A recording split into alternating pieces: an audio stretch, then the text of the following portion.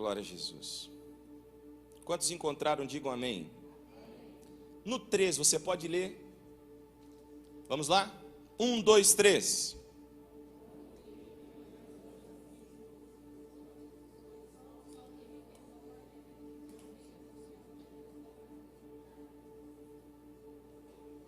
Leu prestando atenção na leitura, porque começou legal, mas de repente foi...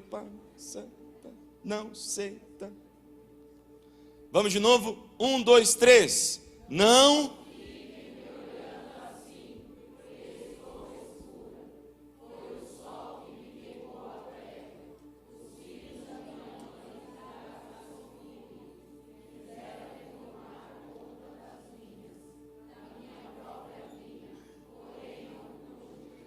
Essa última parte desse versículo, você pode ler mais forte do que isso, só para ficar registrado? Repetição é didática, você vai gravar, não vai se esquecer mais. Vamos lá? 1, 2, 3. Porém, não pude cuidar do quê? Da minha própria. Gravou no seu coração isso? Pode tomar o seu assento, fique à vontade.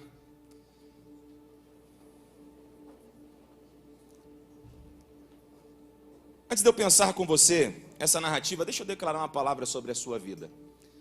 2023 está acabando e tem muita gente pensando que está em uma contagem regressiva para a vergonha, para a dor, para o sofrimento, porque o tempo está se esgotando e você não tem recurso para quitar aquela responsabilidade que você assumiu.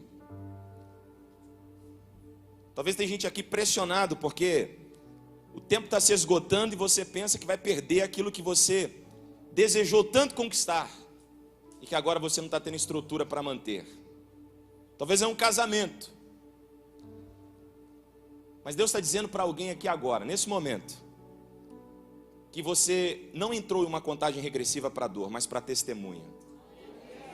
Você não está em uma contagem regressiva para a vergonha, mas para conhecer o poder de Deus. Deus vai surpreender pessoas. O ano ainda não acabou e a palavra que Deus declarou ao seu coração antes desse ano começar, ela não caiu. A palavra de Deus permanece de pé e vai acontecer, vai se cumprir. Alguém recebe essa palavra?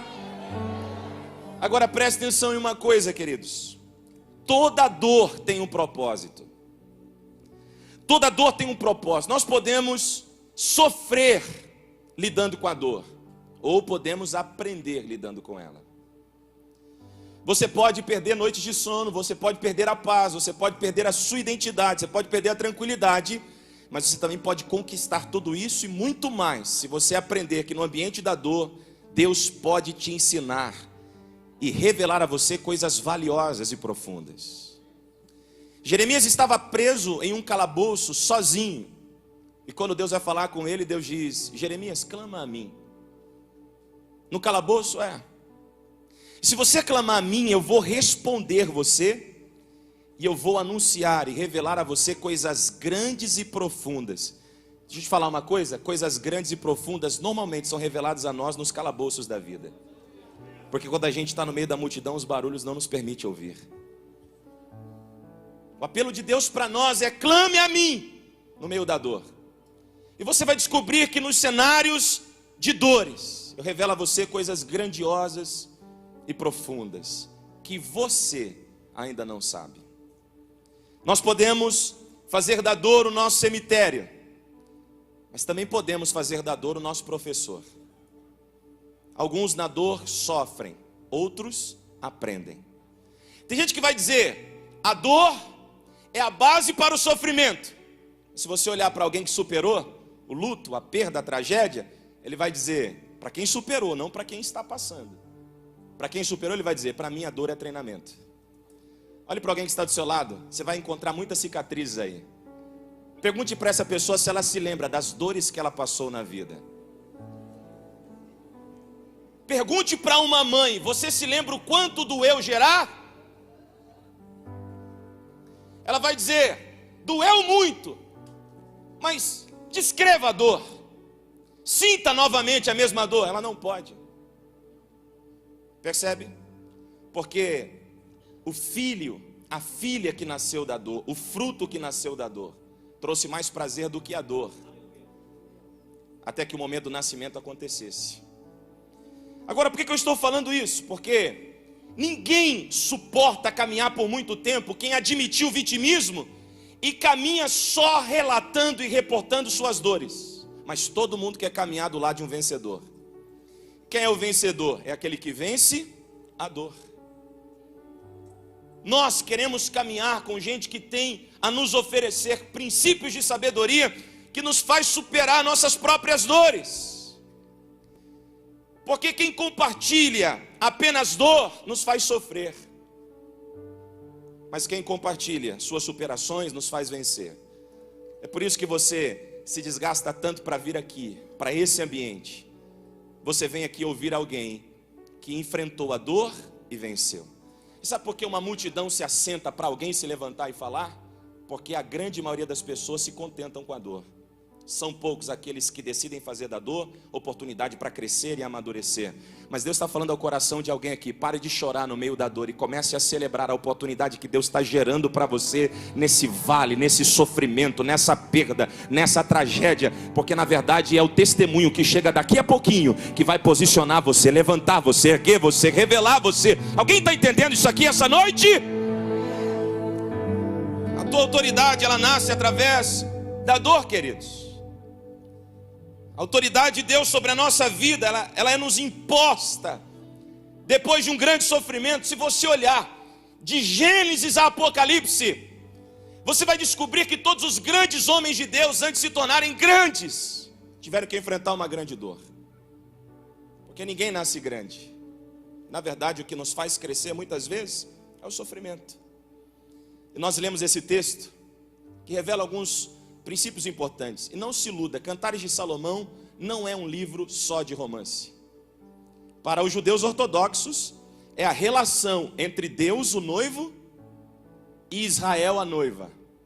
Mas para nós, a igreja, esse livro revela princípios poderosos entre a relação do próprio Cristo com a sua igreja.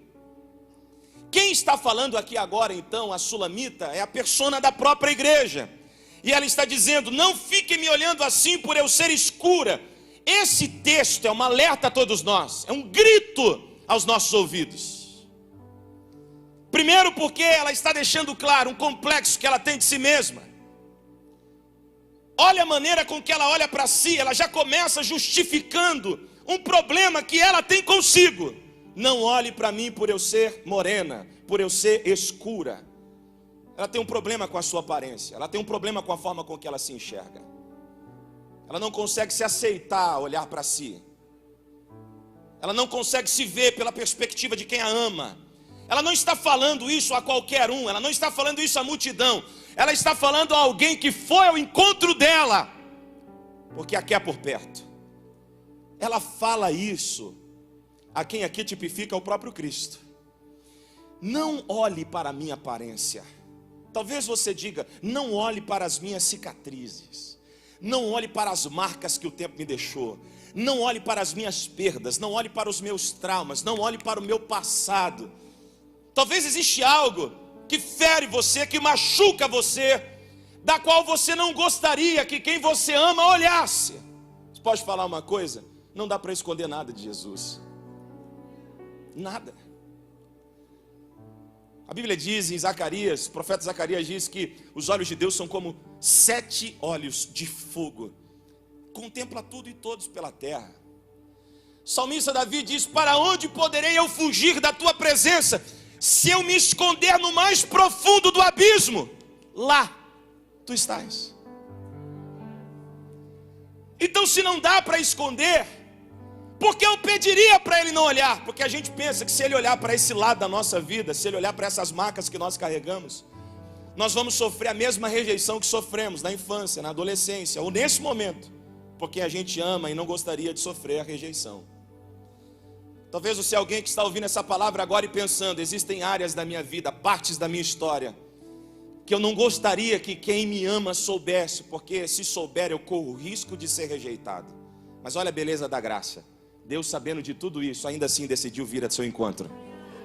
Decidiu amar você, perdoar você, restaurar você, chamar você, convidar você. Será que tem alguém ouvindo isso aqui? Não dá para esconder nada de Deus. E apesar desse lado da tua história, da qual você não se orgulha em contar, em narrar, em compartilhar, Deus ainda assim veio ao seu encontro na pessoa de Jesus.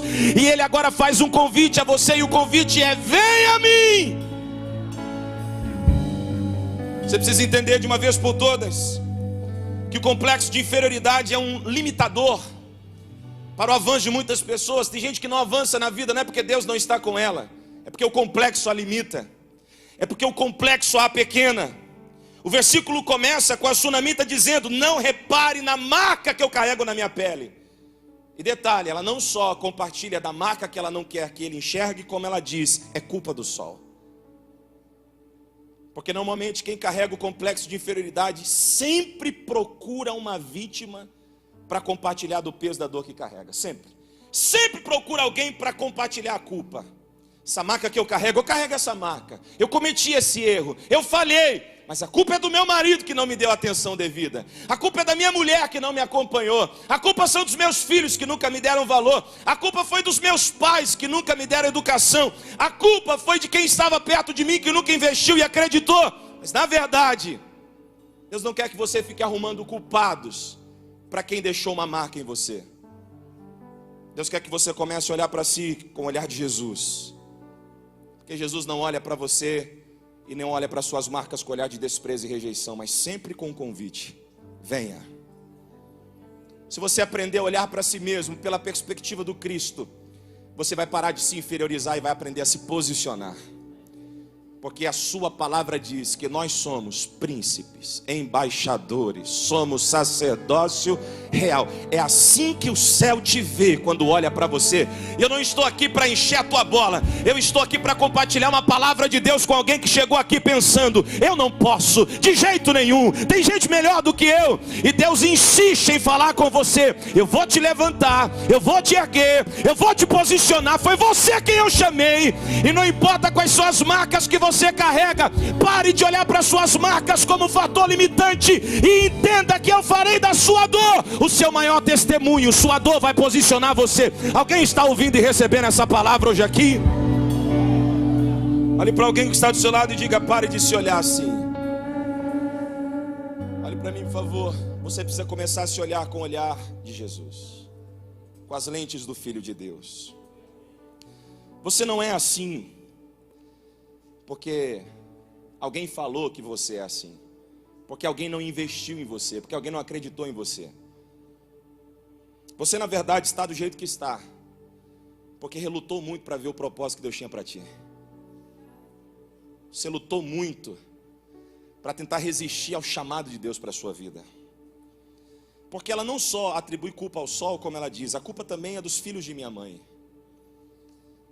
Porque eles me colocaram, eles tiveram raiva de mim, me colocaram para trabalhar nas vinhas. E aí, debaixo do sol, trabalhando nas vinhas, olha como está a minha pele. Eu não quero que você olhe para isso. Não olhe por eu ser morena. Na verdade, ela já vai armada: não me julgues por eu ser morena. A culpa é do sol, a culpa é dos filhos de minha mãe. Mas na verdade você não está do jeito que você está porque você não está recebendo a atenção devida, porque você não está recebendo o cuidado devido. Você é assim porque aceitou deixar o propósito de Deus para a sua vida para tentar agradar os inimigos do seu propósito. O propósito daquela sunamita era cuidar da sua vinha. A gente percebe uma segunda coisa aqui: ela enfrenta um problema dentro de casa com seus irmãos. E para tentar ganhar a aprovação deles, ela cuida da vinha deles e não cuida da sua própria. Quantas vezes a gente entra nessa corrida que a gente sabe que a gente nunca vai ganhar, em busca da aprovação de quem a gente ama e que decidiu nos perseguir ou nos rejeitar, a gente vai deixando de dedicar tempo ao nosso propósito para tentar provar o nosso valor. E isso vai queimando a pele. Então, no final das contas, a culpa não é do sol e nem dos irmãos. A culpa é dela, que admitiu viver aquilo. Você precisa parar de tentar provar o seu valor para quem ainda não enxergou o seu valor. Você precisa aprender a viver o propósito de quem viu o teu valor antes de você nascer. E quando você começar a dedicar tempo vivendo o teu propósito, o teu valor vai fazer com que eles enxerguem você de forma diferente. Pare de perder o seu tempo tentando a aprovação de gente que não sabe valorizar você. E comece a viver debaixo do projeto de Deus para a sua vida. Existe alguém que enxergou o seu valor antes do seu nascimento. Que tal você começar a viver para o cumprimento do propósito dele? Será que alguém está recebendo essa palavra hoje aqui? Mas como eu queria que os meus irmãos vissem o meu valor, como eu gostaria que os meus pais vissem o meu valor, como eu gostaria que o meu pai e a minha mãe vissem o meu valor. Posso ser sério contigo?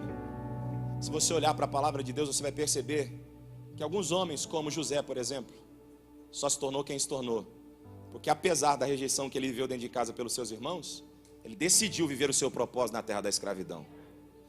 Que Davi só chegou ao trono porque apesar da perseguição de seus próprios irmãos, ele decidiu viver o cumprimento do seu propósito. Mas o complexo de inferioridade, ele é comum nas escrituras. Quer ver alguém que viveu um complexo de inferioridade? O maior líder de Israel, Moisés. Quando Deus chama Moisés, no capítulo 4, versículo 10 ao 11, a Bíblia diz que Moisés disse para Deus: eu não sei falar, não há eloquência em mim, como que o Senhor vai usar alguém como eu? Aí a resposta de Deus para Moisés é: Moisés, quem criou a boca? Você nunca vai vencer de Deus com esses seus argumentos. Suas marcas e os seus traumas não definem você. Deus te conhece antes de você ser formado no ventre da tua mãe, filho. Está na hora de você se levantar, filha, e acreditar que você não é obra do acaso. Você não é acidente de percurso. Ah, mas o meu pai e minha mãe não me planejaram. Mas Deus te planejou. Eles só foram instrumentos para você chegar na terra. Eu sinto a graça de Deus aqui sobre a vida de alguém. E Deus está dizendo para você: se levante essa noite, se erga e entenda qual é o projeto de Deus para você de uma vez por todas. Pastor, me prova aí, eu te provo. Jeremias capítulo 1. Jeremias é outro. No versículo 4, 5, Deus fala para ele: ô Jeremias, antes de você ser formado no ventre da tua mãe, eu te conheci. Em outras palavras, eu não passei a te conhecer depois que o seu pai e sua mãe se conheceram. Não, eles se conheceram porque eu pensei em você. Você está entendendo isso aqui? Aí o texto diz que Deus fala assim: e eu te designei por profeta às nações. Quando? Antes de você ser um embrião, antes de você ser uma semente, um sêmen, antes de você ser qualquer requisito de existência, eu já te conhecia. E eu já tinha estabelecido para você uma história. Mas eu sou menino, Senhor. Ah, é? Não sei falar. Então Deus disse para ele: abra a tua boca e eu a encherei. Você precisa entender que independente dos complexos que você carrega com você, Deus te chamou para algo grande. Se não é maior do que você, então não foi Deus. Mas se é maior do que você, celebre, porque o Deus que dá o projeto maior do que você, Ele é grande o suficiente para sustentar, para investir, para dar base, para dar... Alguém está recebendo essa palavra aqui essa noite? Deus está falando ao coração de alguém. Então olhe para alguém que está do seu lado e diga: você precisa se enxergar através das lentes de quem te chamou.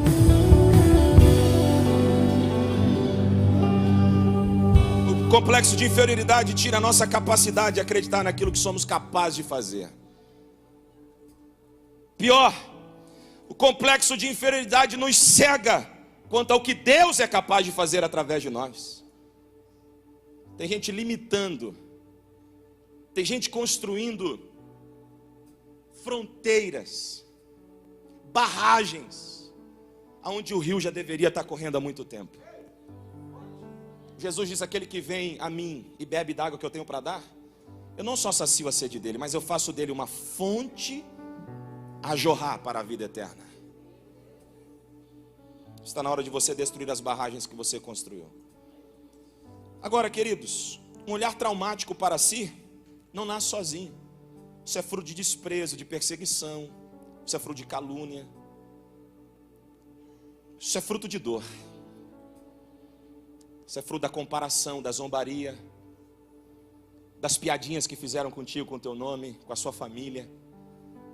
Tudo isso vai somatizando ao ponto de se tornar um problema maior do que nós. Ao ponto de o problema se tornar tão grande que quando Deus, o próprio Deus, fala conosco acerca de um projeto, o que a gente vai apresentar para Deus? O complexo. Então, Senhor, aqui eu acho que não dá para eu viver isso, porque olha aqui. Olha aqui quem eu sou. Eu sou assim por causa disso. O Deus que te criou está dizendo, não, você não é assim. Você só não enxergou ainda, e é isso que eu quero mostrar para você. Então sabe o que Deus vai fazendo conosco desde o dia da nossa conversão? Ele vai revelando para nós a nossa verdadeira identidade. Porque um filho, quando descobre quem é, e quando descobre quem é o seu pai, ele não se perde nos desertos da vida tentando transformar a pedra em pão.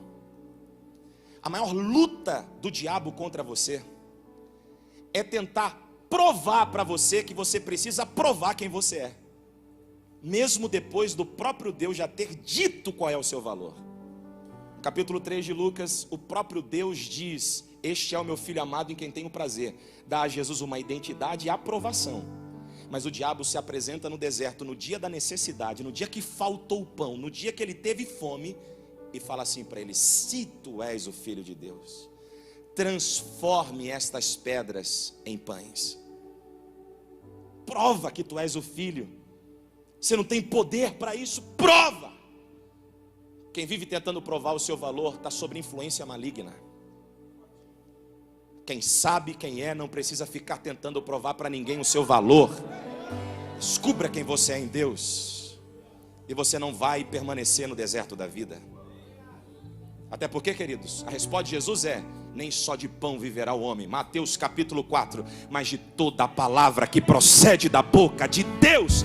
Eu não caminho debaixo de necessidade, eu não me movo debaixo de realidades naturais, eu caminho debaixo da palavra que eu recebi de quem conhece o meu futuro, de quem já me designou para algo. Será que alguém aqui acredita naquilo que Deus já liberou a teu respeito? Você vai viver o que Deus disse que você vai viver, e ponto final.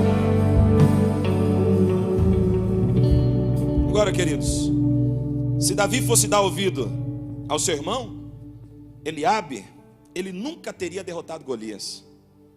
Será que você entende isso?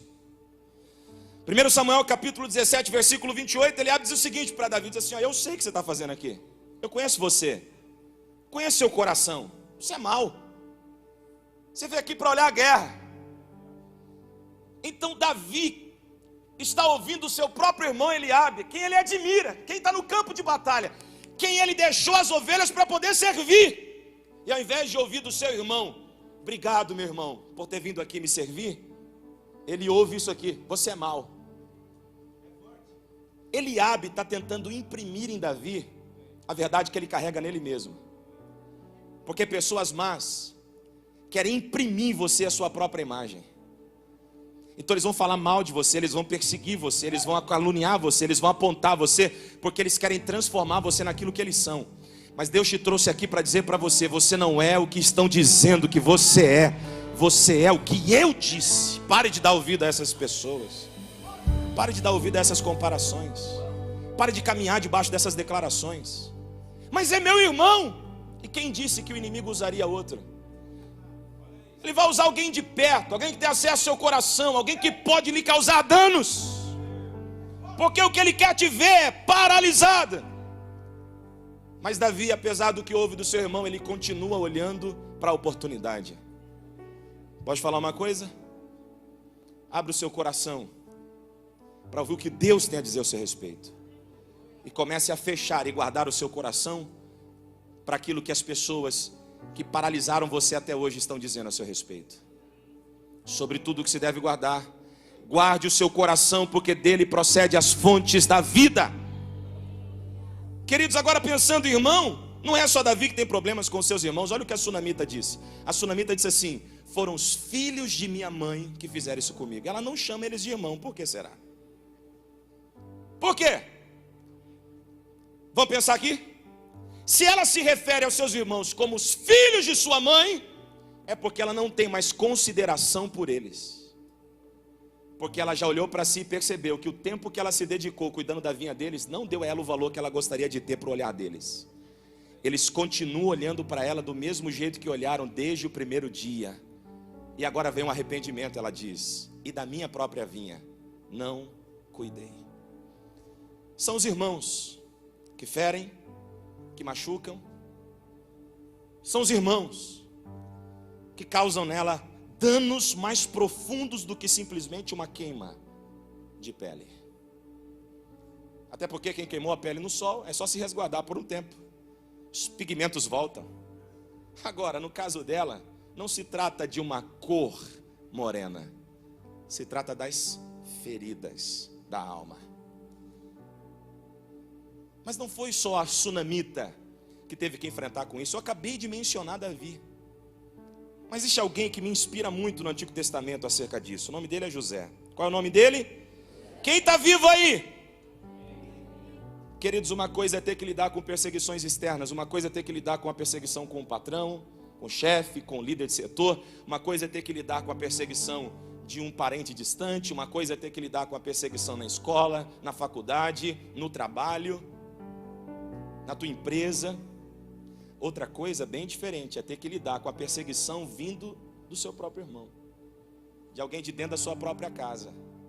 Quando você tem que lidar com a perseguição de um pai que não aceita os seus sonhos, de uma mãe que não te apoia no seu crescimento, de irmãos que invejam você.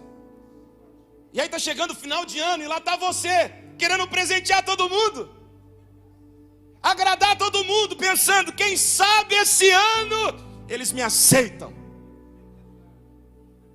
Eu não estou dizendo para você deixar a mesa, para você virar as costas para eles. Eu sei que o que está te oprimindo agora é pensar em ter que provar o seu valor mais uma vez, de ter que sentar à mesa e tentar provar para eles o quanto você vale, o quanto a tua vida está indo bem, para ver se arranca um sorriso, uma palavra de apoio. Mas você não vai sofrer mais quando eles à mesa não sorrirem. Você não vai sofrer mais quando eles não atenderem, quando eles rejeitarem ou não celebrarem os seus presentes. Você vai dar porque agora você sabe quem você é. Você não depende da aprovação deles. O que eles fazem não pode alterar quem você é. Você precisa entender que na verdade o que eles estão fazendo contigo é te promovendo, porque a dor é uma escola para te fazer crescer. Preciso liberar uma palavra sobre alguém aqui que estava pensando, esse ano eu não vou frequentar, esse ano eu vou abandonar, esse ano eu vou virar as costas. Mas o que você está declarando não é o que você está sentindo. E essa confusão entre o que você fala e o que você sente está perturbando você. Mas posso te falar, esse ano vai ser diferente. Eles vão procurar você. E quando isso acontecer, não diga, por favor, eu estou assim por causa deles. Entenda que eles só foram instrumentos para te colocar onde você precisava estar. José tem que lidar com o mesmo problema, queridos. Os irmãos o vendem como escravo, mas ele não faz da dor seu cemitério, mas seu professor. Para onde ele é enviado? Para o Egito. Anos depois, José se torna o que no Egito? Governador. Porque não importa quantas vezes tentam desviar você do seu propósito, se você estiver decidido a viver o que Deus chamou para viver, o que eles vão fazer é só pavimentar o caminho para você chegar lá. Queridos, José se tornou um governador. Vamos falar essa palavra bem devagarzinho para você entender? Vamos ver se sai um glória a Deus depois disso aí. José se tornou um governa. Então José não está governando o Egito como um político. José está governando o Egito como alguém que soube transformar a dor em oportunidade. Até porque José está governando o Egito no período de fome. Você já viu alguma coisa doer mais do que a fome?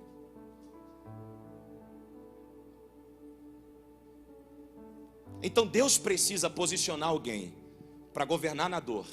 Só alguém que aprendeu a lidar com ela pode fazer isso.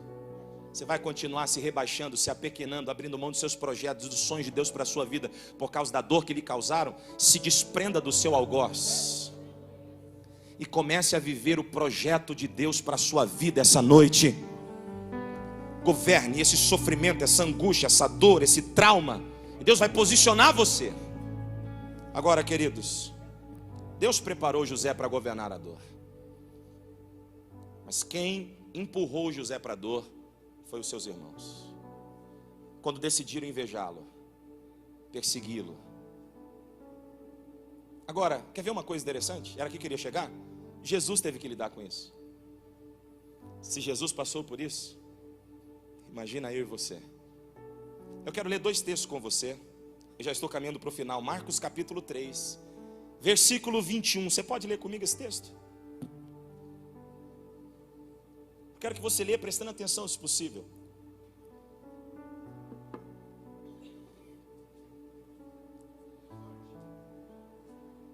Vamos ler? Você que está em casa, leia isso, preste atenção nisso. Quando seus familiares, quando quem? Ouviram falar disso, saíram para trazê-lo a... Eles acham que podem governar a sua vida. Eles pensam que podem controlar você. Olha só, foram até Jesus para trazê-lo à força. E o que é que eles diziam entre eles?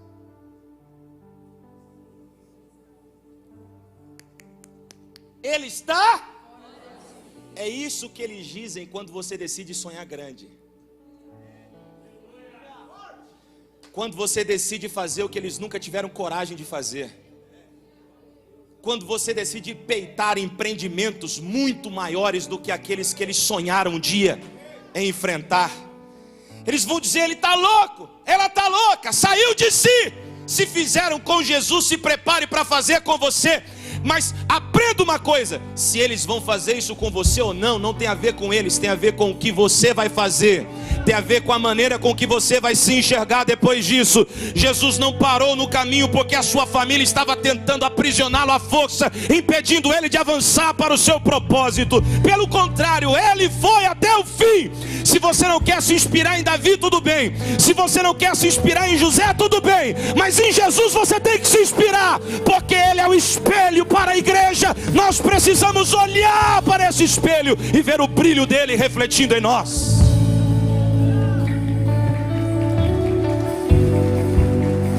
Então entenda.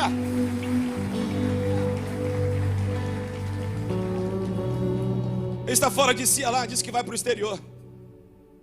Está fora de si, diz que vai fazer medicina.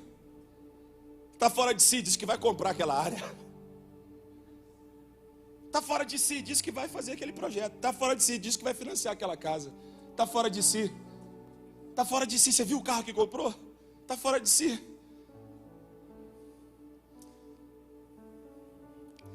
Se não bastasse, que aqui está familiares, vamos para um texto que é mais específico.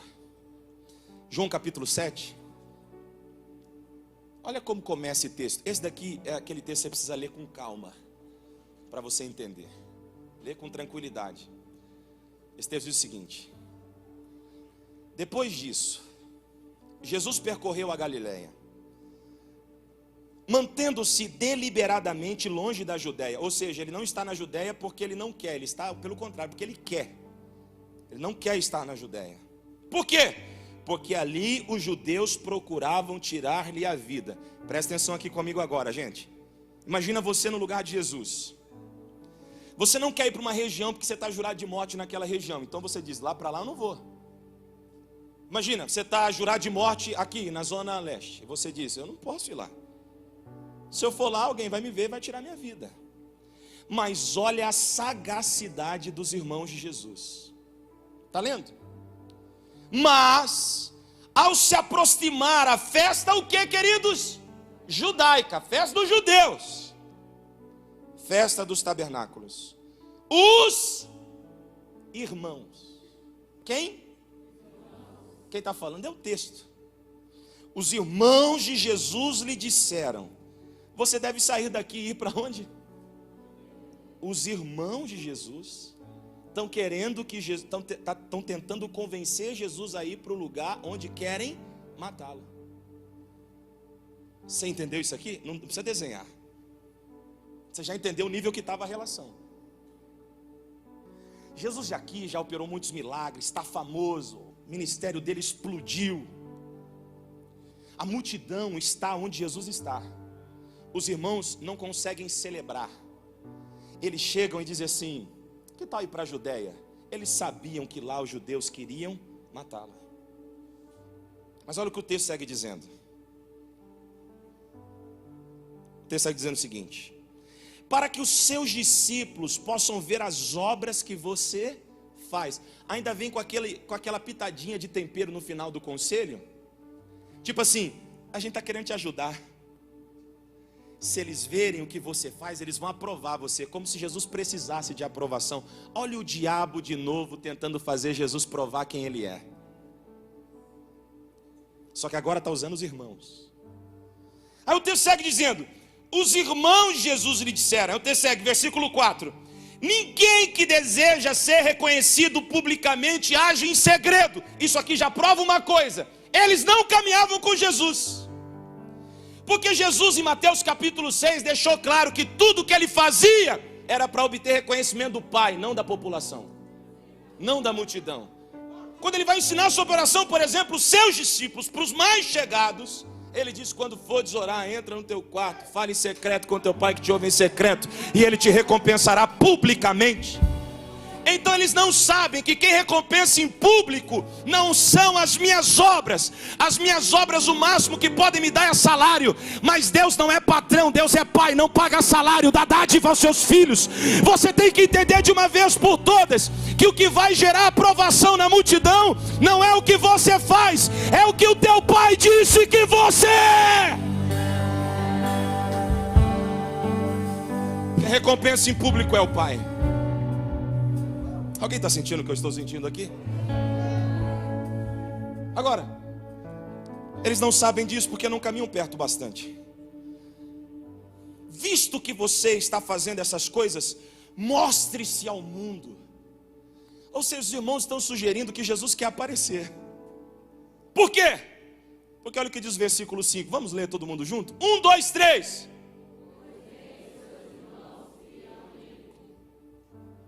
Por que eles querem que ele vá para a Judéia morrer? Por que eles querem que ele saia para a multidão para tentar provar o seu valor? Por que eles querem que o mundo reconheça? Na verdade, eles não querem nada disso. O que eles querem, eles não têm coragem para dizer.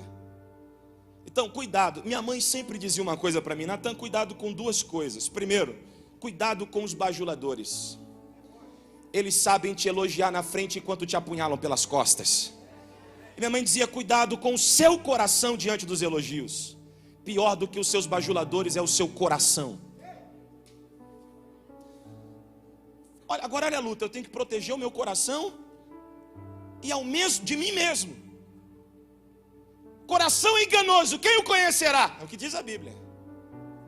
Jesus diz: do coração do homem procede toda a maldade. É o que Jesus disse. Eu já tenho a tarefa de guardar o meu coração para o que é mal que habita dentro não saia.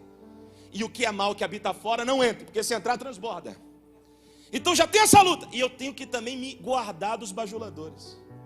Porque o que o bajulador quer é entulhar teu coração de elogios falsificados. Eles não criam em Jesus. Agora, qual é a diferença entre José, Davi e Jesus que tiveram que lidar com os problemas com seus irmãos e a sunamita? É que José, Davi e Jesus não pararam por causa da perseguição de seus irmãos. A sunamita sim. A diferença entre José, Davi, Jesus e a sunamita é que a história da sunamita termina: eu não cuidei da minha vinha. Deixei de fazer aquilo que era projeto de Deus para mim.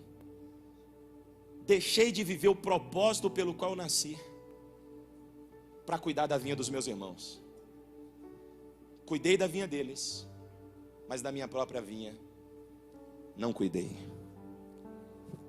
Eu tenho certeza que tem muita gente aqui que agora está pensando: estou cuidando da vinha de muita gente, não estou cuidando da minha. Estou cuidando da casa de muita gente, não estou cuidando da minha. Eu estou cuidando do sentimento de muita gente, não estou cuidando dos meus. Estou cuidando dos sonhos de muita gente, não estou cuidando dos meus. estou cuidando do projeto de muita gente, não estou cuidando dos meus. De vez em quando a nossa própria família levantam alguns personagens dentro da família como super-heróis, e super-heróis não existem. Você é o tipo de gente que escuta o problema de todo mundo, mas não pode contar os seus, porque eles não podem te ver fraco. Aí você compartilha os seus problemas com quem? Talvez você está como a sunamita dizendo, não olheis por eu estar assim. Talvez você chega para o bispo, para a bispa e diz assim, não olhe por eu não me envolver tanto. É que eu estou cuidando da vinha dos outros.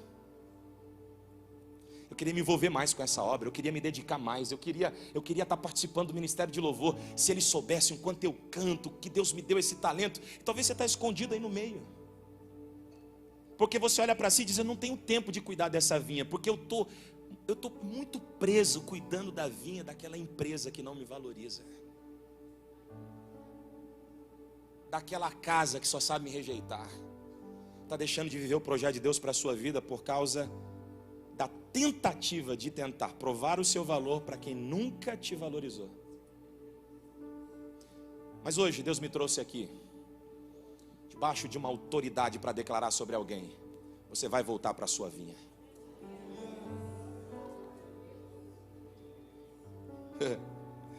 Ela diz, da minha vida não cuidei. Não deixe de cuidar do que Deus te deu por causa do abandono, por causa do desprezo, por causa de palavras malditas, por causa de críticas destrutivas. Não deixe de cuidar da sua vinha por causa de acusações. Não deixe de cuidar da sua vinha por causa das perseguições. Por favor, não deixe de cuidar da sua vinha por causa de problemas. Não deixe de cuidar da sua vinha. Se concentre em seu propósito. Você pode olhar para alguém que está do seu lado e diga para essa pessoa, se concentre em seu propósito. Olhe para outra, para a outra não ficar de fora também. Diga, se concentre em seu propósito. Se coloque de pé, por favor. Oh, aleluia. Você ainda não tinha percebido, não é? Mas os seus perseguidores estão te empurrando para o seu propósito. Os irmãos de José o vendeu como escravo para mercadores que estavam indo para onde? Para o Egito. Qual era o propósito de Deus para José? Governar onde? O Egito. A dor, a perseguição está te empurrando para o seu propósito. Qual era o propósito de Jesus? Morrer a nossa morte, para que nós pudéssemos ter vida. Para onde os irmãos de Jesus estão tentando empurrá-lo? Para a morte. Entende? Pare de olhar para eles com olhar de desprezo para si. Comece a olhar para eles e enxergar que o mal que eles estão lhe causando ao longo de todos esses anos trouxe você até aqui.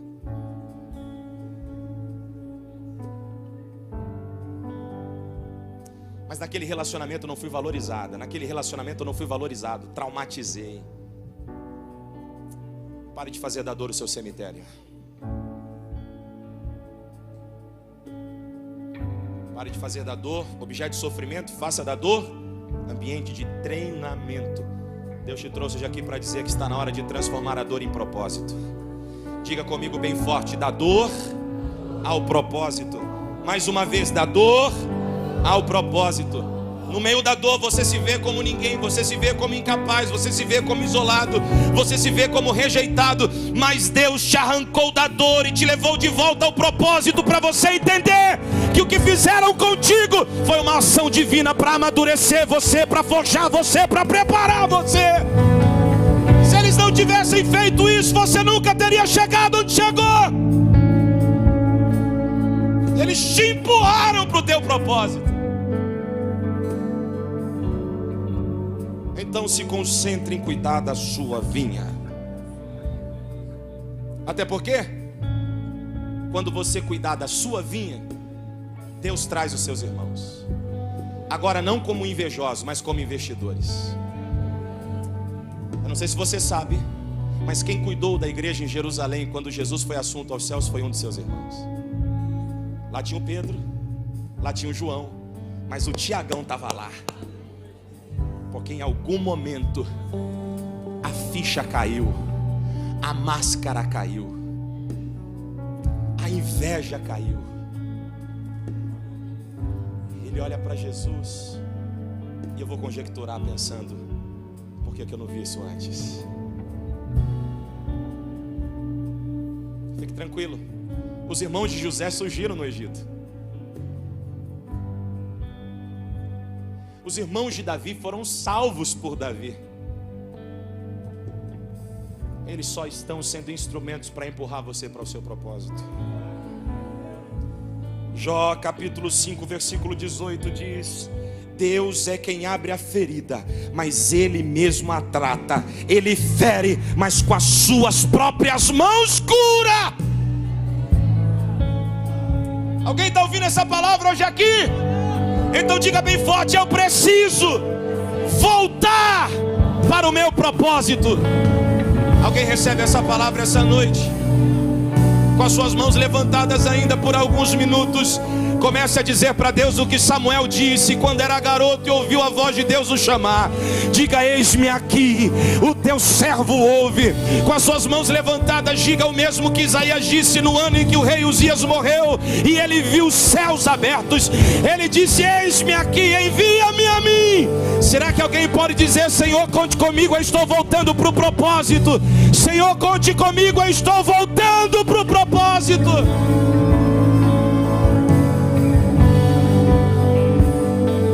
Oh, meu Deus! Os céus estão abertos sobre este lugar. O Espírito de Deus que cura e consola está operando em nosso meio. Eu estou vendo pessoas sendo curadas aqui. Estou vendo Deus levantando pessoas aqui. Tem empresários que estavam com empresas na gaveta, porque alguém um dia deferiu uma palavra sobre você, dizendo que você não era capaz. E você está cuidando da vinha dos outros, e era para estar cuidando da sua.